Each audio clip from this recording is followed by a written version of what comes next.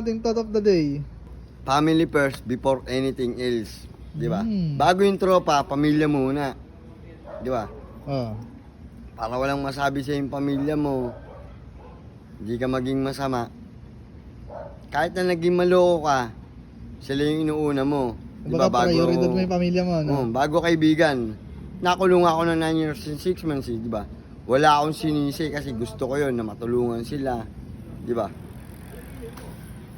Kaya hanggang sa paglaya ko, walang ibang tumulong sa akin, di pamilya ko, mga kapatid ko. Kaya babawi ka sa kanila. Wala kang nakitang tropa, nakita mo lang yan. Iba yung tropa sa kaibigan, yung tropa kasama mo lang sa lokohan, sa kasiyahan.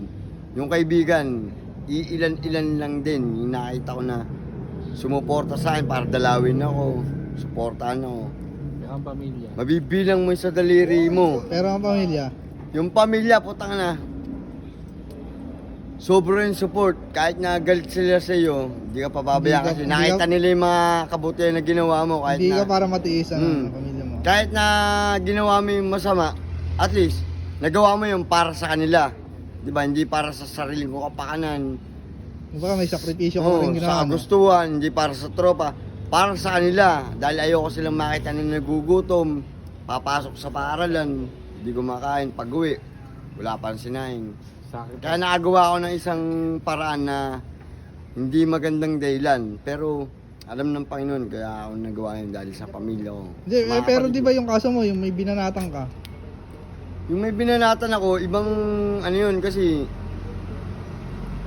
parang sinusubukan niya na yung pagkatao ko, yung pagkalalaki ko.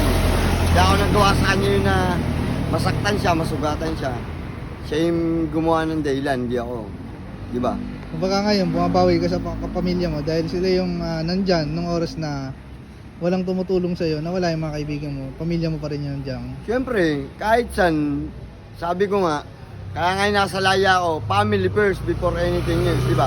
Ayun yung pinakita ko sa kanila, kaya hanggang sa uli, yung ako yung nagka-problema ng todo-todo, halos na nawala na ako ng pag-asa sa mundo, sila yung nakita kong sumuporta sa akin, di ba? Yun. Hanggang sa uli, hanggang sa paglaya ko, di ba? Family first.